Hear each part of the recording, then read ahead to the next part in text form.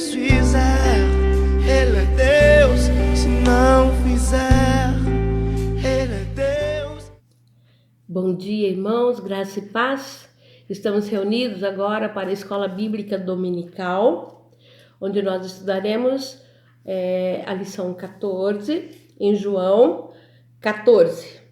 Prepara a sua Bíblia, a sua revista e vamos acompanhar a lição desta manhã que está falando sobre corações aflitos. O irmão Moisés vai estar ministrando, nos ajudando a entender a palavra de Deus. Nós temos o nosso primeiro momento, que é um momento de oração.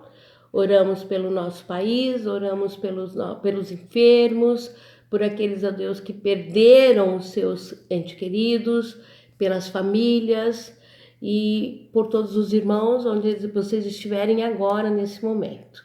Que Deus abençoe a cada um de vocês. Amém? Então eu passo a palavra para o irmão Moisés, para que ele possa ensinar nós nesta manhã sobre uma porção da palavra de Deus. Mas antes nós vamos orar. Feche os seus olhos aí e acompanhe nós nesta oração. Senhor Jesus, Pai querido, muito obrigado a Deus por essa oportunidade. Nós te louvamos, nós te agradecemos, nós te bendizemos. E, portanto, Senhor, nós estamos alegres por estarmos aqui, ó Deus, mais uma vez. Queremos te pedir, ó Deus, para que o Senhor continue abençoando cada família, cada lar, aqueles que necessitam, ó Deus, do teu conforto, do teu auxílio, da provisão para os seus lares. Ó Deus, que o Senhor possa estar abençoando, visitando cada um neste momento. Ó Pai, nós queremos te pedir para que o Senhor nos abençoe. Nos dê, ó Deus, sabedoria para entender mais uma porção da Tua palavra. Fica conosco, Senhor Jesus. Abençoe, ó Deus, o nosso país. Abençoe, ó Deus, aqueles que precisam, Senhor Deus, da Tua misericórdia, do Teu auxílio, da Tua mão de cura, Senhor. Nós te pedimos, Senhor Jesus, porque nós confiamos em Ti e cremos, ó Deus, e temos a esperança de um mundo melhor. Fica conosco, Senhor Deus, nesta manhã, no nome de Jesus. Amém. Deus fizer, Ele é Deus. Se não fizer, Ele é Deus. Agora para o irmão Moisés, que vai estar ministrando a lição desta manhã.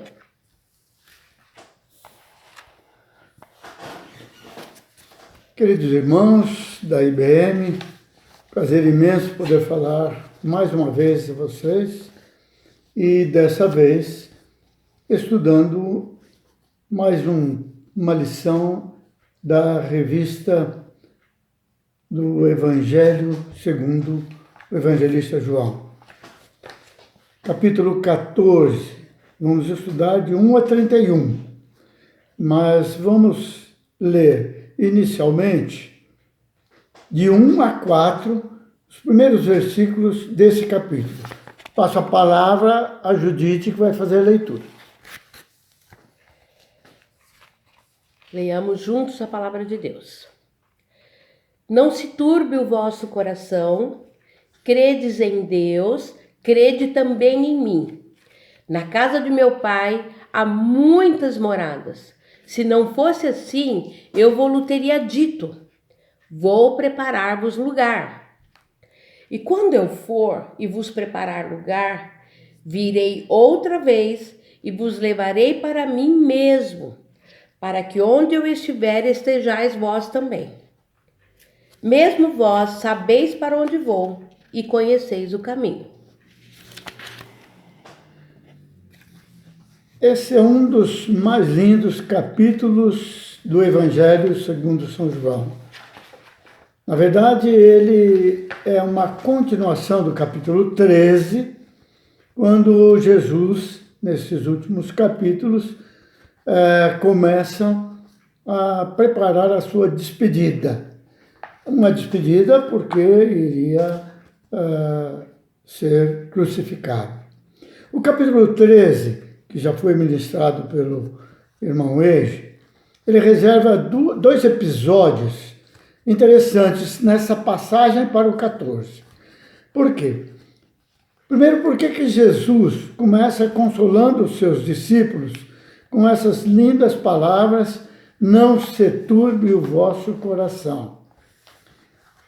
Poderíamos colocar: não deixe o vosso coração perturbado. Mas por quê? E ainda fala: credes em Deus e crede também em mim. Até parece que Jesus, com essa preocupação que ele já estava de ir para a crucificação, Jesus precisava ele ser animado, confortado, e no entender que eu estou vendo aqui, ele estava já querendo confortar e consolar os seus discípulos. Ele que se preparava para essa situação tão difícil que era enfrentar a morte. Agora, 2 episódios eu disse. Primeiro, do afastamento voluntário de Judas Iscariotes do grupo de discípulos. E o segundo seria a advertência que Jesus dá a Pedro de que ele iria negá-lo antes que amanhecesse. Antes que o galo cantasse, ele ia negar 3 vezes. Interessante porque Jesus não quis, na verdade, que Judas Iscariotes participasse dos eventos do capítulo 14. Então, Judas não participa de todos esses eventos, dos diálogos e da conversa de Jesus com seus discípulos. Ele que teve lá no capítulo 13 que se afastar do grupo, estava já possuído pelo demônio, segundo relata João no capítulo 13. Então, ele não participa desses eventos no capítulo 14. Por isso que Jesus separou essa reunião com seus discípulos, mas só com os 11. E por outro lado, Pedro vai, junto com esses discípulos, participar dessa conversação com Jesus, e ele fica caladinho. Não há uma menção de que Pedro, que era aquele que sempre se antecipava para perguntar, conversar ou responder, ele fica calado. E temos aí nesse texto 3 discípulos que fazem perguntas ou indagações, ou então até admoestações a Jesus, que é Tomé, Filipe e Judas. Talvez a gente só vá pensar hoje em Tomé e deixar Filipe e Judas para uma próxima oportunidade. Bom, em primeiro lugar, Jesus começa: não se turbe o vosso coração. Credes em Deus, crede também em mim. Essas 2 frases aí me colocam na cabeça agora, no pensamento, da situação que nós estamos passando, com os corações turbados, preocupados. Não perturbe o vosso coração. A palavra que significa turbar lá no original é mais ou menos águas que estão agitadas. E é isso mesmo que Jesus está dizendo, que o vosso coração não fique agitado com o que está por vir ou com o que está acontecendo. Essa palavra serve para nós agora. Não devemos ter os nossos corações assaltados por qualquer preocupação com tudo que está à nossa volta hoje, com essa pandemia que é mundial. Mas vamos pensar também que devemos crer em Cristo e crer no Pai, porque Ele está supervisionando, controlando, observando e está vendo tudo o que está se passando nos nossos corações. Por outro lado, Ele fala: eu vou preparar-vos lugar.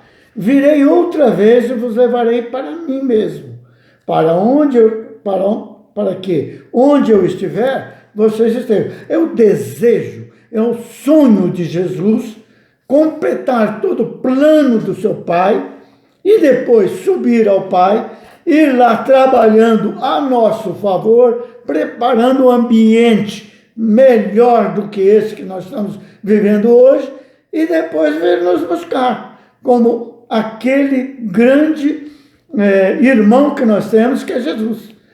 E isso cumprindo, na verdade, a sua promessa.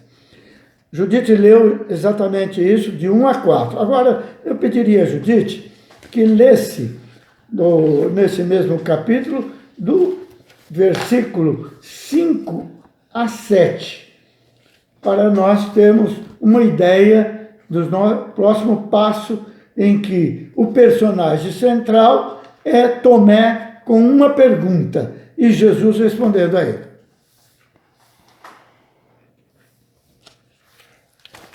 Versículo 5.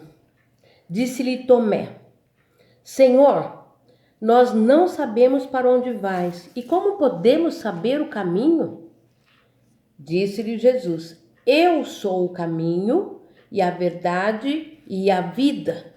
Ninguém vem ao Pai senão por mim.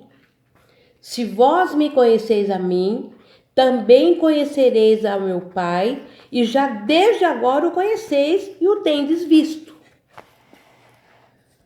Interessante, pegando o gancho nos versículos anteriores, em que Tomé estava prestando atenção em tudo que Jesus estava falando. Aí ele está dizendo que ele iria preparar um lugar. Aí Tomé, muito preocupado, pergunta: mas o senhor vai para onde? Nós não sabemos para onde o senhor vai. E como nós podemos saber o caminho? Olha que interessante o que Tomé está colocando aqui. Ele estava querendo seguir a Jesus, continuar seguindo a Jesus. É claro que ele estava. E Jesus está dizendo que ele ia preparar um lugar. Ora, preparar um lugar, se ali já tinha lugar, se Jesus estava com eles, preparar um lugar, então mostra para nós esse caminho que nós vamos juntos. Quem sabe ele estava pensando até em ajudar a Jesus a preparar esse lugar. Mas a resposta de Jesus serve para hoje nós também meditarmos bem. Jesus fala assim: eu sou o caminho. Eu sou o caminho. Essa é uma colocação que serve com muita propriedade para nós e para as pessoas que hoje estão procurando o caminho da felicidade, da paz, da salvação, da tranquilidade. Hoje todo mundo está procurando e preocupado com a situação que nós estamos vivendo. E onde está esse caminho para resolver essas questões? Jesus responde: eu sou o caminho, a verdade e a vida. E ainda completa: ninguém vem ao Pai senão por mim. O caminho para ir ao Pai, onde está a solução, onde está a salvação, onde está o suprimento, onde está o amor, onde está a paz, onde está a proteção, é Jesus. Não há outro caminho. Não há outro caminho. Ele é o caminho para o homem hoje. As pessoas estão preocupadas. Muitos acham que todo caminho leva a Deus. Não é assim. Mesmo porque Paulo, interpretando com muita propriedade essa palavra de Jesus, ele diz assim: há um só mediador entre Deus e o homem, Jesus Cristo, o homem. Ali estava Jesus como homem. Jesus estava como Deus encarnado. E ele disse: eu sou o caminho. E se alguém procura a verdade, está com a sua vida cheia de interrogações e fazendo perguntas sobre o que será amanhã, como resolver os problemas, a grande verdade é o próprio Jesus Cristo. E ele também é o Senhor da vida. Nós sabemos disso. Uma outra passagem que nos indica uma outra pergunta, um outro dilema, uma outra situação e uma demonstração de que aqueles corações estavam aflitos, turbados, conturbados, preocupados, é a passagem que vai de 8 a 21 deste capítulo, em que o personagem central aí é Filipe.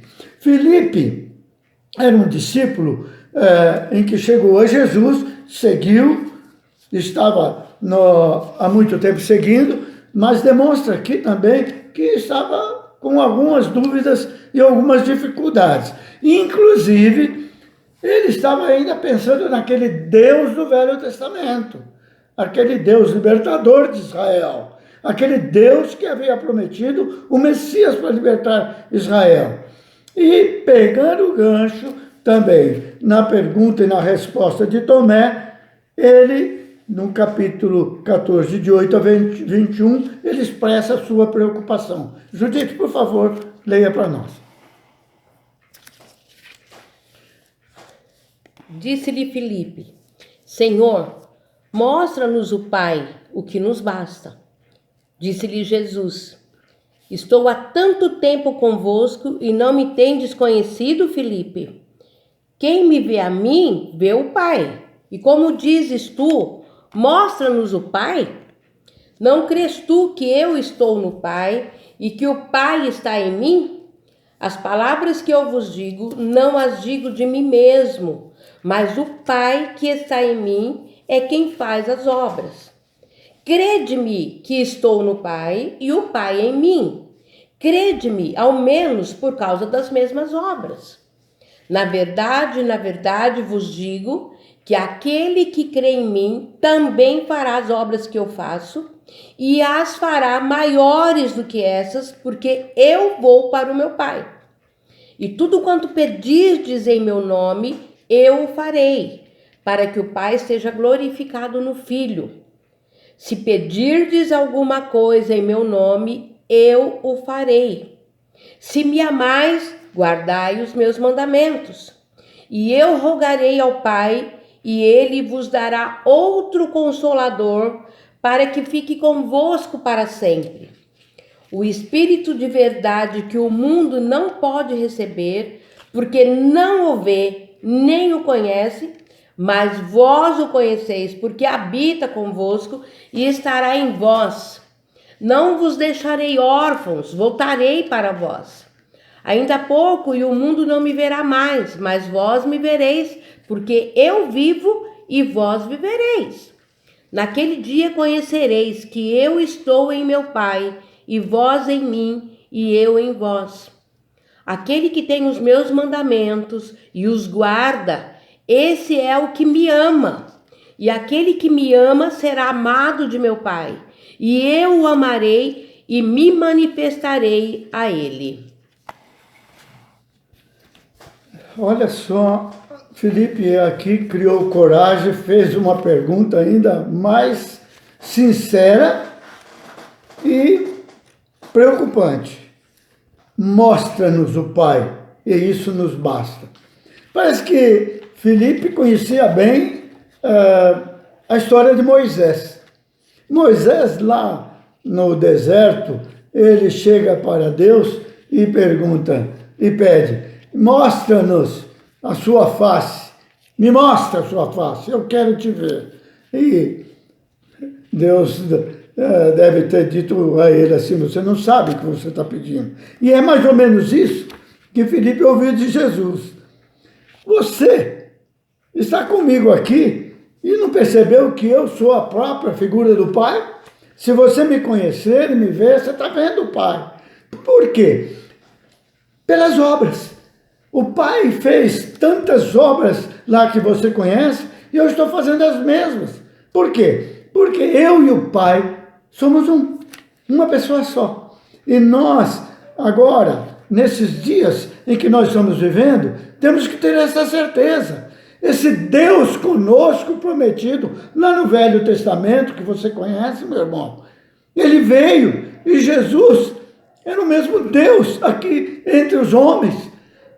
E hoje, ele dentro do nosso coração, Jesus dentro do nosso coração, e Deus dentro do nosso coração, e revestido pelo Espírito, nós sabemos que ele está agindo da mesma forma, com o mesmo poder.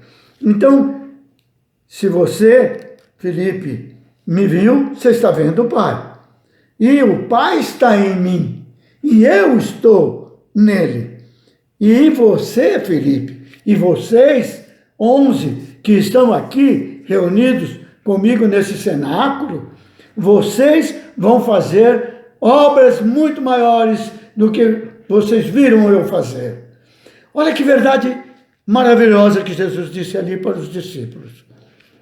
Desde que Jesus subiu aos céus, desde que o Espírito Santo desceu, aqueles que deram continuidade, tanto os discípulos como os apóstolos, a começar por Pedro no dia de Pentecostes, as obras foram crescendo e crescendo, tomando um vulto tão grande, e o Espírito Santo derramado sobre todo este mundo trouxe vida a este mundo, trouxe a vida para aqueles que estavam mortos nos seus delitos e pecados. Jesus, em 3 anos, não fez a mesma coisa que foi feito depois da sua ida aos céus. Tanto é verdade que Pedro, no dia de Pentecostes, a sua pregação, pela unção do Espírito Santo, converteu mais de 3.000 almas. Então, essa palavra, farão obras maiores do que ele fez, porque ele estava indo para o Pai, já se repetiu e está se repetindo a cada dia nesse mundo, até Jesus voltar. E a última promessa que ele faz ali para Filipe, ele diz que pediria ao Pai que ele enviasse o Espírito Santo a eles. Essa promessa também foi cumprida. E o Espírito Santo está entre nós, está com você, meu irmão, está consolando, está dirigindo, está iluminando, está fazendo a sua obra. Depois que Jesus subiu, começou o ministério do Espírito Santo quando ele desceu, e até hoje ele está entre nós, agindo para benefício do reino dos céus aqui na terra. A última parte é uma pergunta de Judas, não o Iscariotes, é Judas Tadeu, um discípulo que nós não sabemos muito a respeito dele, mas que estava ali presente e expôs também a sua aflição, o seu problema, a sua dúvida, no capítulo 14, versículos 22 a 31. Ouça a Judite lendo. Disse-lhe Judas, não o Iscariotes: Senhor, de onde vem que te has de manifestar a nós e não ao mundo? Jesus respondeu e disse-lhe: Se alguém me ama, guardará a minha palavra, e meu Pai o amará, e viveremos para ele, e faremos nele morada. Quem não me ama, não guarda as minhas palavras. Ora, a palavra que ouvistes não é minha, mas do Pai que me enviou. Tenho-vos dito isto estando convosco. Mas aquele Consolador, o Espírito Santo, que o Pai enviará em meu nome, esse vos ensinará todas as coisas e vos fará lembrar de tudo quanto vos tenho dito. Deixo-vos a minha paz vos dou. Não vou lá dou como o mundo a dá. Não se turbe o vosso coração, nem se atemorize. Ouviste que eu vos disse: vou e venho para vós. Se não me amasseis, certamente exultaríeis, porque eu disse: vou para o Pai, porque meu Pai é maior do que eu. Eu vou-lo disse agora antes que aconteça, para que quando acontecer, vos acrediteis. Já não falarei muito convosco, porque se aproxima o príncipe deste mundo e nada tem em mim. Mas é para que o mundo saiba que eu amo o Pai e que faço como o Pai me mandou. Levantai-vos e vamos-nos daqui. Que texto maravilhoso, né, irmãos? Que texto maravilhoso. Você viu naquela passagem anterior que Jesus estava dizendo exatamente isso, que ele só iria se manifestar aos discípulos. E aí vem justamente a não contradição de Jesus, de que ele era a verdade. Ele nunca escondeu nada. Ele sempre mostrou a verdade para os seus discípulos. E nesse texto aí, o Judas perguntou: o que houve, Senhor? Que o Senhor só vai se manifestar a nós e não ao mundo. Olha que coisa interessante. Realmente, somente aqueles que amam a Jesus e amam a Deus é que recebem a manifestação pura e verdadeira do Pai e a pura e verdadeira manifestação de Jesus. Ele disse que só se revela àqueles que o amam. E é verdade. Se você ama a Jesus, você tem a revelação dele. Ele está com você e ele vai falar, ele vai sussurrar ao seu coração, aos seus ouvidos, toda a verdade. E ele ensina toda a verdade para você. E você vai andar na verdade. E você não vai vacilar. E você não vai errar. Por quê? Porque você ama a ele. E ele te ama. Então, ele diz que só se revela àqueles que o amam e lhe obedecem. Aqueles que cumprem a sua palavra, que cumprem o seu desejo, que atendem aquilo que ele realmente orientou. Mas mais do que isso, ele prometeu o Espírito Santo, que você sabe muito bem, já veio e está ministrando nessa terra. E é o Espírito Santo que toca os nossos corações. É o Espírito Santo que nos fala nos momentos de dúvida, no momento de aflição, no momento desses dilemas todos na nossa vida. E é ele que lembra também a Jesus, a todos nós, que Jesus subiu aos céus com uma promessa.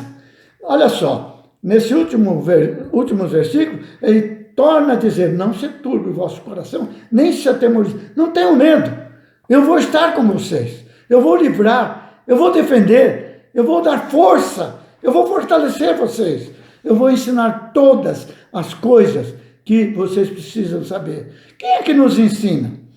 Quando lemos a Bíblia, quando estudamos a palavra de Deus, quando meditamos nela, muitas coisas podem até parecer meio obscuras, mas vem o Espírito Santo e esclarece para nós, mostra para nós a verdade, guia-nos na vereda da justiça, ensina-nos diariamente. E olha, essa palavra última que eu quero deixar a você é uma palavra de esperança que Jesus deixou.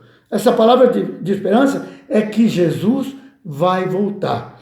No começo do texto, ele diz assim: eu vou subir ao Pai.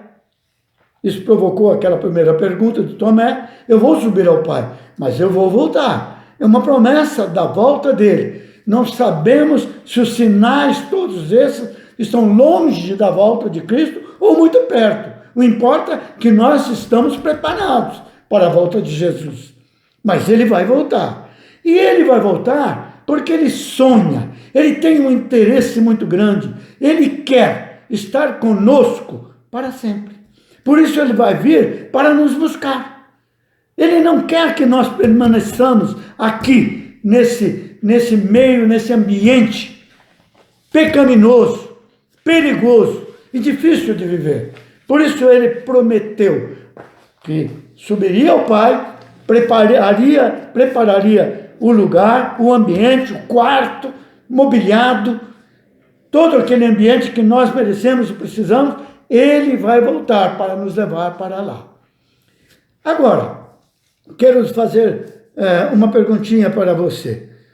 Quem tem sido o melhor conselheiro nesses dias de pandemia? Hein, Judite? Você é capaz de responder? O Espírito Santo. O Espírito Santo. Como Jesus prometeu, e o Espírito Santo tem 3 títulos.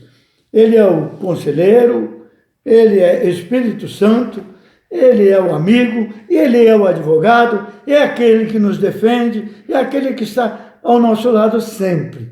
Espírito Santo. Esse é aquele que foi prometido e que nos aconselha em tudo. A palavra no original, que significa Espírito Santo, é Paráclito, aquele que está do lado, nos aconselhando, nos defendendo. Aquele que defende a nossa causa e defende uma causa. É aquele que desceu e está reinando, está ministrando, está administrando todos os dias da nossa vida. Isso foi promessa. Quando Jesus fala assim, estarei convosco até a consumação dos séculos, ele está dizendo, é o Espírito Santo que vai estar. Um dia ele vai ser retirado da terra, mas nesse dia vai precisar ser retirado mesmo, porque Jesus vai voltar e vai nos levar. Você crê nisso, meu irmão? Você tem certeza disso? Você sabe e confia? Você tem esperança na volta de Cristo? Olha, essa foi uma promessa e essa será cumprida fielmente. Esse capítulo 14 nos leva justamente a pensar nisso. Os nossos corações estão aflitos, estão preocupados, estão conturbados, mas não há necessidade para ficar conturbado. Por quê? Essa palavra de Jesus, esclarecendo, iluminando a Tomé, a Felipe e a Judas, não os Iscariotes, nos conforta, nos anima e tira qualquer dúvida que poderíamos ter. Saindo dali, quando ele disse, levantemo-nos daqui, ele foi para bem perto dali, o jardim de Getsemane. Ali é que começaria a grande dor e sofrimento desse nosso Cristo, que depois acabou sendo pregado no madeiro e morreu por nós. Mas graças a Deus que ele passou 3 dias lá, mas ressuscitou, subiu aos céus, vive eternamente, intercede por nós. Por isso que ele diz, tudo o que pedirdes em meu nome, o Pai e eu vamos atender, porque eu estarei lá intercedendo por cada um de nós. Amém? Amém. Deus nos abençoe. Amém.